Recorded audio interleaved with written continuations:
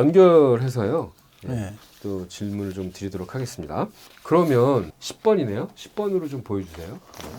그 박사님 그 1064 나노미터 파장의 그 엔디아그 레이저를 그 예를 들어서 설명을 좀 해주셨는데, 뭐 우리가 그 1064 엔디아그 레이저만 해도 532 나노미터 파장이 나오고 막 그러잖아요. 그리고 요즘 다양한 그 파장대를 만들어서 뭐 반도체 같은 경우는 뭐 다양한 파장을 우리가 만들기도 하는데, 그건 이제 뭐 여기 써져 있는 것처럼 세컨드 하모닉 제너레이션이라고 하는데요. 어떤 이런 것들에 대해서 한번 좀 설명을 해주시죠. 뭐 파장을 변환하거나 어떤 식으로 이게 되는지 간단하게 한번 KTP를 중점으로 하셔가지고 한번 설명을 좀 부탁드리겠습니다. 그 KTP 크리스탈이라고 보통 얘기를 하죠. 이제 설명을 해놨는데 그 영어로 이게 말하기도 어려울 정도 단어도 포타슘, 포타슘, 타이, 티타닐, 포스페이트. 이런 KTP 크리스탈인데 제가 여기 간단하게 이렇게 설명을 드렸어요.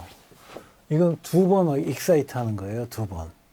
그러니까 어떤 그 우리가 넌리니어 옵틱스 그러는데 리니어하게 그 W가 어떤 에너지가 이렇게 크리스탈에 들어가면 익사이트를 시키죠. 익사이트를 한 번 시키고 2번을 시켜요. 그러니까 전체 에너지는 요거의 2배가 되는 거죠. 그러니까 에너지가 2배가 되니까 진동수가, 그러니까 파장이 짧아지는, 2배로 줄어드는 거죠. 진동수가 높아지는 거. 근데 100% 다 되는 게 아니라 일부는 그냥 나오고, 일부의 에너지를 받은 게 한 번 되고 또 받은 게 한 번 더 올라가는 이런 특별한 구조를 가지고 있는 어떤 크리스탈이 KTP 크리스탈이라는 크리스탈이 있어요. 구조는 이런 식으로 그라운드 스테이트에서 버추럴 일렉트릭 스테이트가 2개가 있는 거예요. 2개가 있는 거에서 여기서 떨어지는 것도 많고요. 원래대로 그냥 이렇게 안 되고 그냥 통과되면서 나오는 게 많고, 하나 올라가고 2개 올라가면 2개. 이거 에너지가 높잖아요. 이게 2번 올라가니까 높으니까 프리퀀시가 줄어드는 거죠. 2배로 되고, 이걸 또 집어넣으면 또 그게 또 한 번 더 줄어드니까 3배로 되고. 그래서 뭐 특별한 크리스탈을 집어넣었을 때 이렇게 포타시움 타이탈리니아 포스트레이트라는 집어넣으면 요렇게 생긴 에너지 구조를 가지고 있는 크리스탈이고요. 이 크리스탈에 집어넣으면 받은 에너지를 2배로 올라가서, 근데 다 올라가는 게 아니라 한 30%? 30% 정도. 그러니까 70%는 그냥 통과돼요. 네. 그래서 우리 Q스위치 엔디아그 레이저 같은 경우는 그냥 통과되는 걸 덤프를 시키죠. 덤프를 시키는 것 때문에 실제 나오는 거 30%밖에 안 되고 70%는 덤프가 되니까 굉장히 높은 에너지가 덤프가 돼요. 그래서 거기서 이제 뭐 뜨거워지고 더스트가 생기고, 그거를 그 알루미늄이나 이런 걸로 덤핑을 하는데 거기서 문제가 생기는 경우가 많이 있어요. 더스트가 생기니까. 그 기본적으로 그래서 그런 문제 있지만은 이렇게 한 30% 정도만 30%만 얻는 거군요. 얻는 거죠. 네. 그래서 나머지 70%는 그냥 통과가 돼요. 그렇지 않으면 연료되는 건 좀 있지만 통과가 되기 때문에 문제가 좀 되죠. 그래서 어떤 레이저는 동시에 나오는 게 있잖아요. 동시에 나오는 거는 연파정만 이제 따로 뽑아가지고 나오고, 연파정만 따로 뽑아가지고 나오게 할 수 있죠. 네네. 그렇습니다. 지금 이 오메가라고 하는 거는 갑진동수. 예, 프리퀀시를 얘기하는 거예요. 프리퀀시를 2πf라고 보통 얘기를 해요. 오메가라고 과학자들이 많이 쓰는데, 우리 의학을 하는 의사 선생님들이 좀 익숙하지가 않아서요. 여기 오메가는 지금 박사님 말씀하신 것처럼 갑진동수라 그래가지고 2πf. 이 파장이라는 게 사인웨이브만 생각하시고 우리가 있지만, 이걸 돌려보면 원운동하는 거랑 똑같잖아요. 그죠? 그래서 그걸로 표현하신 거고, 정리를 하면 KTP라고 하는 희한한 뭐 매질을 통과를 하면 프리퀀시가 더블링이 돼서요. 에너지가 2배로 되고 프리퀀시가 더블링이 돼서 거꾸로 파장은 반으로 주는. 그렇죠. 네, 그런 높은 파장이 줄어드니까요. 1064에서 532로 떨어지는 파장을 우리가 얻게 된다는 말씀이고, 30%만 얻고 무려 70%는 버린다. 이런 말씀을 하셨습니다. 근데 제가 질문드리고 싶은 것은 KTP 말고도 이런 역할을 하는 녀석들, 있죠. 세컨드 하모닉 제너레이션 하는 물질들이 꽤 있나 꽤 봐요. 있죠. 그리고 이것도 파장에 따라 좀 다르니까. 이런 거는 인위적으로 만들어주고요. 실험을 통해서 만들어주고 코팅해주고 이런 거에 따라서 다르니까. 그러니까 우리가 원하는 물질을 이렇게 더블 코팅을 해가지고 만드는 것이니까요. 어느 정도는 만들 수가 있어요. 그럼 저는 이 대목에서 또 질문 드려야 될 게 다이오드 레이저 같은 거예요. 그건 굉장히 다양한 파장이 나오잖아요. 우리가 만들어서 쓰고 있는데 걔는 어떻게 이런 거 안 거치고 만들어지는 건가요? 그 다이오드 레이저는 그 에너지 레벨이요.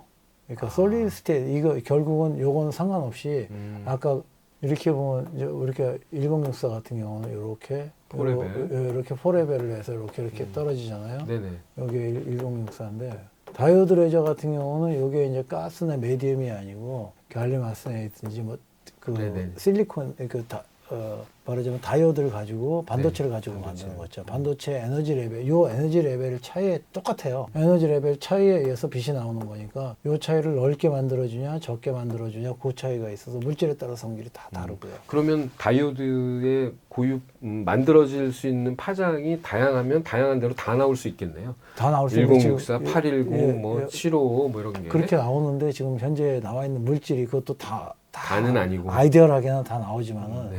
에너지 레벨을 맞추고 항상 이거는 경제적인 것 같아요. 효율의 문제다. 예, 그리고 또 그 효율이 아니라 이제 우리가 많이 팔리는 거는 대량 생산하면서 좋게 만들어지고 정말 효율의 문제네요.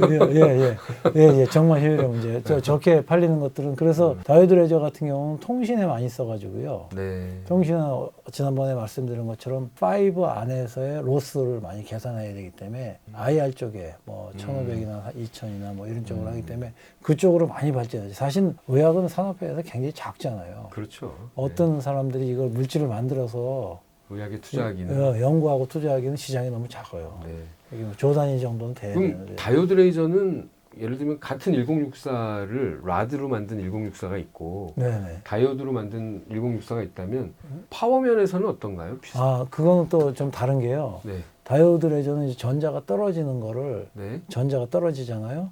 전자 개수는 일렉트론의 개수는 어떤 전류하고 비례해요. 네. 전류하고 비례해야 되니까 뭐 1암페어가 말해서 10의 19승 뭐 프로인데 19승 일렉트론 정도가 있어요. 네. 이거를 많이 만들어야 되잖아요. 네. 그 전류가 많이 흘러야 돼요. 다이오드는. 예, 다이오드는 전류가 메인이에요. 그 보통 뭐 라드 같은 경우는 들어가는 빛이 얼마나 많으냐가 중요해요. 빛이 많으면 전기 에너지를 어떻게 하냐가 중요한데 요거는 전자 개수는 빛의 개수로 이거 H니 업섭션 코에피션트로 하지만 이건 업섭션 코에피션트라는 개념은 별로 없고요. 다이오드는. 네네. 이것도 아인슈타인 코에피션이 있긴 있어요. 여기서도. 네네. 근데 좀 다르고 1암페어가 10의 19승 정도니까 2암페어면 2 곱하기 10의 곱하기 10의 19승이에요. 뭐 많이 차이가 안 나요. 그러면 이게 2배로 100% 올라가는 거지만 어쨌든 간에 단위가 바뀌려면 이게 암페어도 단위로 바뀌어야 되니까 오다가 바뀌려면 그래서 전류를 많이 다이오드 레저는 그 커런트 도미넌트죠. 네.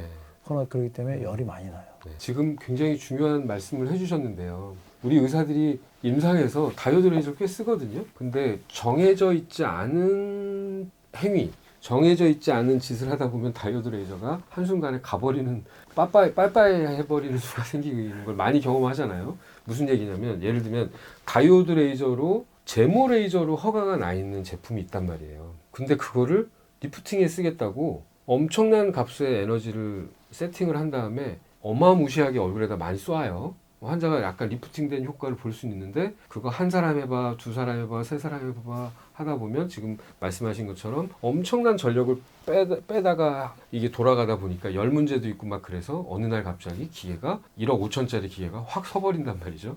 그래서 다이오드 레이저는 의사들 사이에 마음속으로는 이거 뭐 출력이 약한 거 아니야? 뭐 이런 그런 생각을 갖고 있다가 지금 말씀을 들어보니까 그런 한계가 좀 있는 거죠. 라드로 썼을 때의 레이저와는 또 다른 문제가 하나 또 있다. 네. 네. 다양한 파장을 우리가 가질 수는 있지만 네.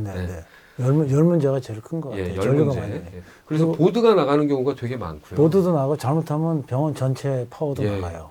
그래서 제가 그런 거를 극복하려고 승합도 하고 별짓을 다 해봤는데요. 결국 쓸 기계는 쓴다.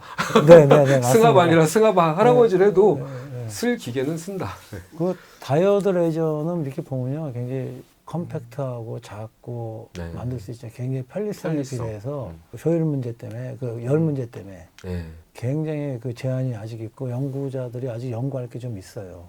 근데 박사님 그 라드로 되어 있는 레이저는 우리가 그 냉각 장치가 돌잖아요. 뭐 순행식이든 뭐든. 그래서 라드에 열을 떨어뜨리고 뭐 이렇게 하는데 다이오드 레이저는 순행하죠. 얘도 순행을 해요. 순행을 하고 굉장히 열을 하는데 근데 그럼에도 불구하고 너무 많이 나오는 거예요. 아, 열이 너무 많이 나온다. 순간적으로 네. 떨어뜨려야 되는데 인풋이 너무 많군요. 예. 그리고 과부하가 된 거예요. 과부하가 돼버리고 그게 이제 결국은 그 구조 내에서 열이 나는데 바깥에서 열을 식히는 거잖아요. 네. 순간적으로 그 제모 비슷하죠. 네네네네. 그 하는데 우리가 네. 쿨링을 팍 하잖아요. 네, 하다가 결국은 딜 건 디지 않아요. 맞죠. 안 해봤지만 결국은 화상 입을 거 세게. 화상 입습니다. 네, 잘못하면. 네. 그거는 똑같아요. 망가질 건 네. 망가져요. 망가질 건 네, 망가진다. 전류가 많이요. 제가 이제 마지막에 네. 그 미국에 인더스트리에 있을 때가 이제 플로리다에서 람다 피직이라는 회사였는데 네. 그 회사에서 인더스트리얼 다이오드 레저를 하고 싶어 했어요. 네. 되게 잘 됐어요. 근데 문제는 그 열 문제. 음. 그걸 해결을 못해서 거의 뭐 파는 거 족족이 다시 들어왔어요. 다시 리커버리. 그때 뭐 오래된 얘기니까 지금은 많이 발전이 됐겠지만 네. 하여튼 다이오드는 그런 네. 문제점이 있습니다. 네. 네. 감사합니다. 네. 구독, 좋아요, 알림 설정. 지금 바로 구독, 시청해 주셔서 감사합니다.